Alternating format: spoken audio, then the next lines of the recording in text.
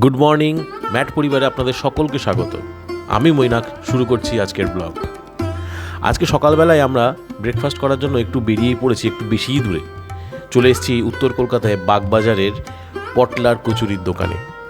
Actually আজকে আমার ছুটি ছিল, তাই সেই জন্য ভাবলাম ঋষিকে স্কুলে দিয়ে একটু কচুরি বা ব্রেকফাস্টটা একটু বাইরেই যদি করা যায়, আর যদি বাইরেই করব তো একটু ভালো জায়গা থেকেই করা যাক। তাই চলে এসেছি 18C বাগবাজার রোডে। এই দোকানটার অনেক নাম আছে এবং বহু পুরনো, তাই গরম গরম কচুরি খেতে চলে আসলাম সকাল সকাল।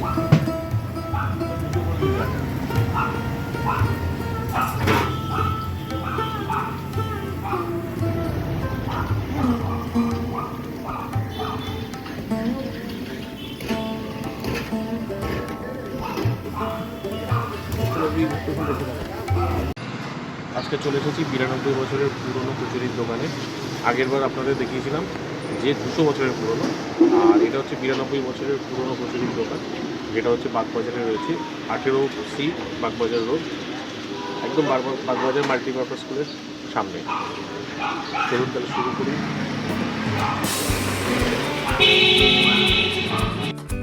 কচুরি খাওয়ার পর মনটা একটু মিষ্টি মিষ্টি করলো, তাই ভাবলাম যখন পুরনো দোকান থেকে কচুরি খাচ্ছি, তাহলে আরেকটা পুরনো দোকান থেকে কেন মিষ্টি না খাই। তাই আবার চলে গেলাম বাগবাজার থেকে সোজা হেদুয়া বা হেদোর কাছে নকুরের মিষ্টির দোকান, বিখ্যাত এবং বহু পুরনো, এবং সেইখানেই মিষ্টি আজকে আমরা খাবো বলে ঠিক করলাম।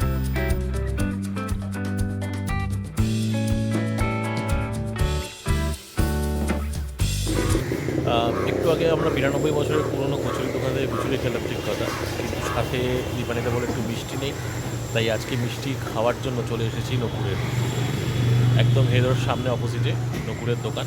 বহু পুরনো, এক্স্যাক্টলি কত পুরনো সেটা আমি জানি না, তো যাই হোক মিষ্টির জন্য চলে এসেছি নকুরের দোকান। আমাদের পেছনে দেখতে পাচ্ছেন নকুর, এই সাদা রঙের যে গাড়ি বারান্দা দেখতে পাচ্ছেন, এটাই হচ্ছে নকুরের মিষ্টির দোকান।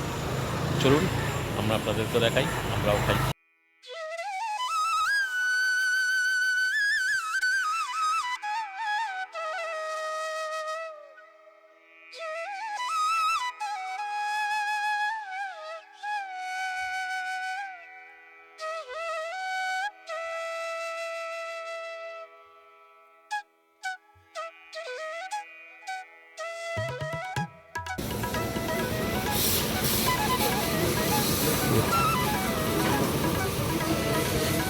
কেমন, ঠিকঠাক?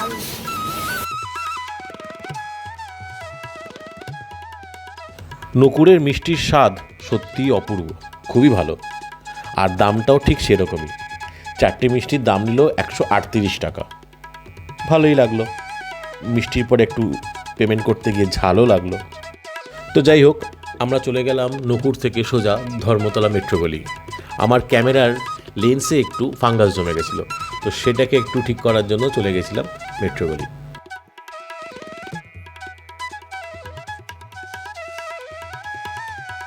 কাজ শেষ করার পর মেট্রোর ঠিক নিচে একটা চায়ের দোকান থেকে আমরা চা খাই। সেই চায়ের দোকান থেকে আমরা চা খাওয়ার পর সোজা চলে গেলাম ঋষিকে স্কুল থেকে আনতে। ওর স্কুল থেকে আনার সময়ও হয়ে গেছে।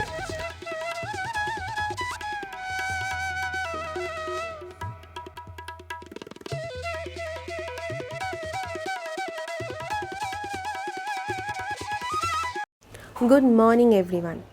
আজ শুক্রবার। গতকাল স্কুল থেকে ফেরার পর ঋষির শরীরটা একটু খারাপ হওয়াতে ভাবলাম আজ স্কুলে পাঠাবো না ওকে।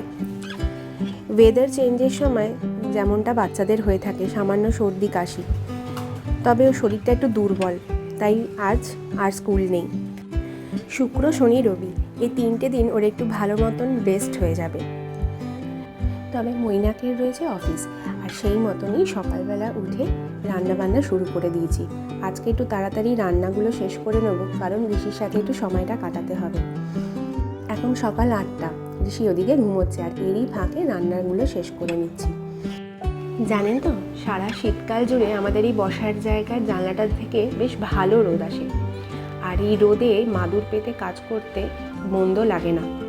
বাজে এখন সকাল 11টার মতন, আর আমি আর ঋষি বসে পড়েছি ড্রয়িং করতে। দুজনের সময়টা বেশ ভালোই কাটলো সকালবেলাটা।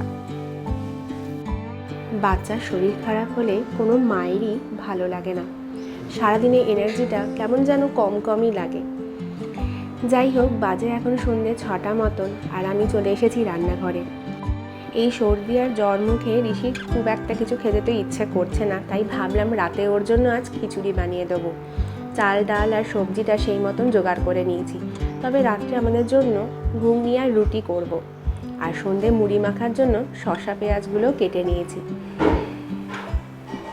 ঋষি ওদিকটায় কার্টুন দেখছে, আর আমি এরই ফাঁকেও রাতের খাবারটা বানিয়ে নেব। ভাবছি আজ তাড়াতাড়ি ডিনারটা করিয়ে দেবো। ঝটপট ডিনারটা এখানে বানিয়ে ফেলেছি, খিচুড়ি, বেগুন ভাজা আর সাথে ডিম ভাজা। খিচুড়ি এখানে রেডি। শীতকালে সব রকম সবজি দিয়ে গরম গরম খিচুড়ি খেতে বেশ ভালোই লাগে, আর সাথে যদি বেগুন ভাজা ডিম ভাজা থাকে তাহলে তো আর কথাই নেই। যাই গিয়ে ঋষিকে তাড়াতাড়ি ডিনারটা করিয়ে দিই। তবে আজকের মতন এই পর্যন্তই। দেখা হচ্ছে নেক্সট একটা ব্লগে। টিল দেন ভালো থাকবেন, সুস্থ থাকবেন। আর যদি এই ব্লগটা আপনাদের ভালো লেগে থাকে তাহলে অবশ্যই করে লাইক ও সাবস্ক্রাইব করবেন। দেখা হচ্ছে নেক্সট ব্লগে। Bye bye.